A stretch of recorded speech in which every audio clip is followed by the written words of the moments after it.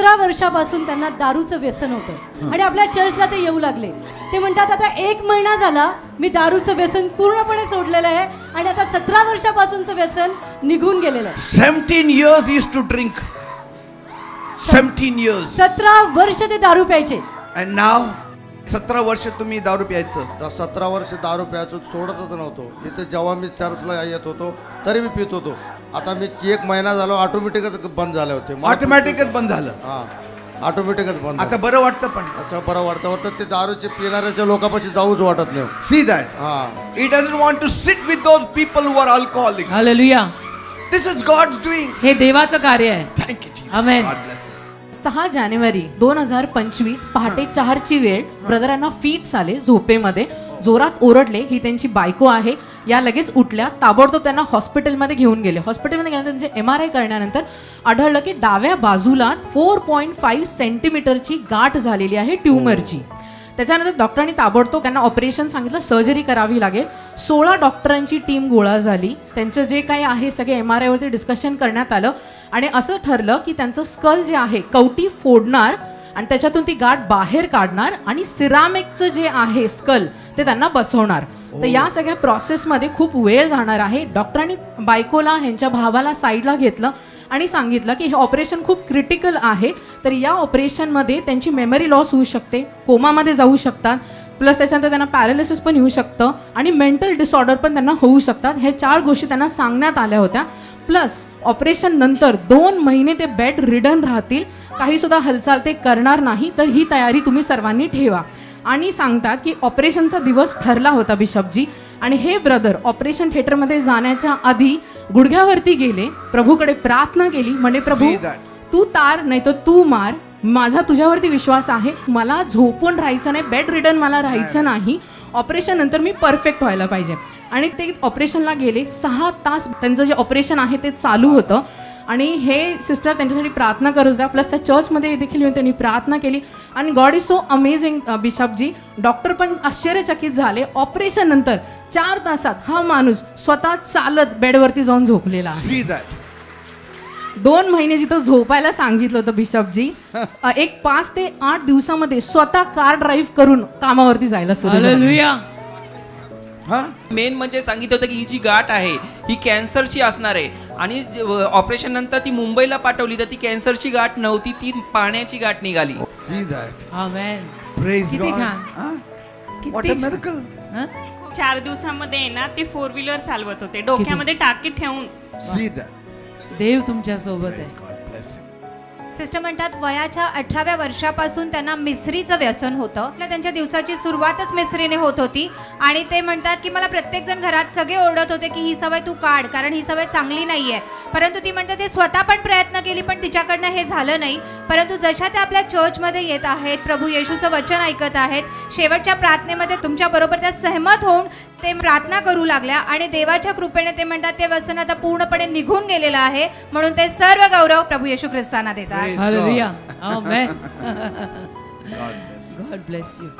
अप्रैल 2024 में उन्होंने 1 गुंठा जगह ली थी चाकन में और वो कहते हैं कि उन्होंने उसके 2 लाख रुपए भरे थे. अच्छा. और वो कहते हैं कि जब उन्होंने 2 लाख भरे तो उनको कोई प्रॉपर पेपर नहीं मिला, सिर्फ एक रिसीट उनको दिया गया डेवलपर की ओर से कि ये आप अपने पास रखिए. वो कहते हैं कि जब उन्होंने 2 लाख रुपए भर के वो रिसीट घर लेके आए, वो उसके बाद डेवलपर से बात करने लगे, उससे पूछने लगे कि हमारे ज़मीन का ताबा तुम हमें कब देने वाले हो. वो कहते हैं डेवलपर ने उनके 1.5 साल ऐसे ही निकाल दिए, उनके फ़ोन का जवाब नहीं देते थे और वो कहते कि हमारा रोज़ आना जाना लगा रहता था. उसी बीच उनके घर में बहुत ज़्यादा इस चीज़ को लेकर तनाव था और वो कहते हैं कि उन्होंने आखिरी प्रार्थना में आपसे सहमति से प्रार्थना की और वो कहते हैं कल के दिन उस जो भी ज़मीन था उनका वो पूरा उनके नाम पे आ गया है और वो कहते हैं कि उनके सारे प्रॉपर पेपर्स वगैरह उनके ज़मीन के मिल गए हैं, जिसके लिए वो सारा गौरव प्रभु यीशु को देते हैं.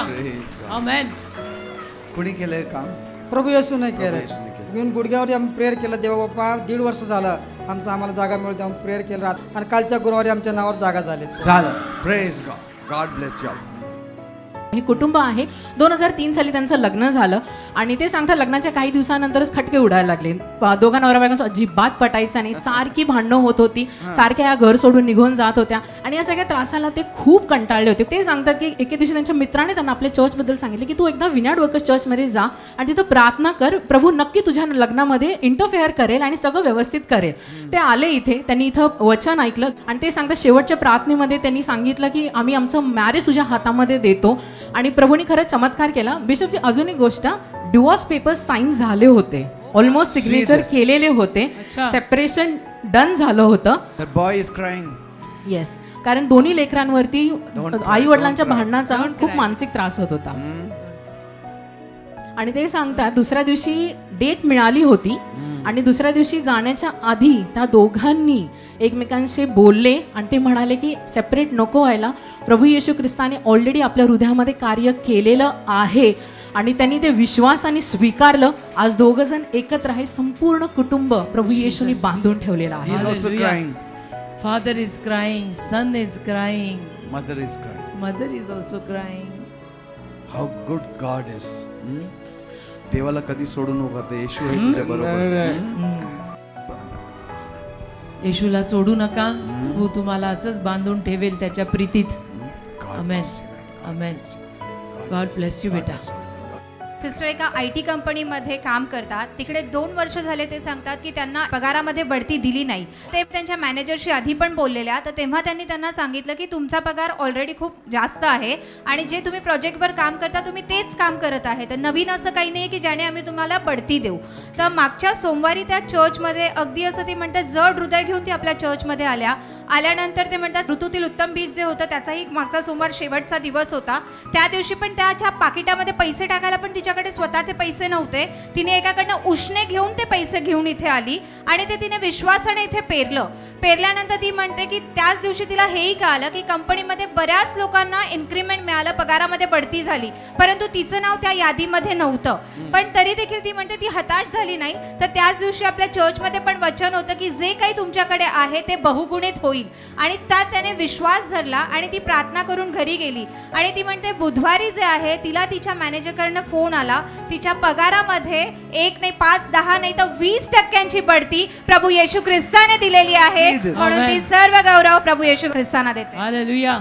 I don't know, I was the last person maybe to put the season of the blessing over here, but he blessed me in just 2 days without forgetting. Hallelujah.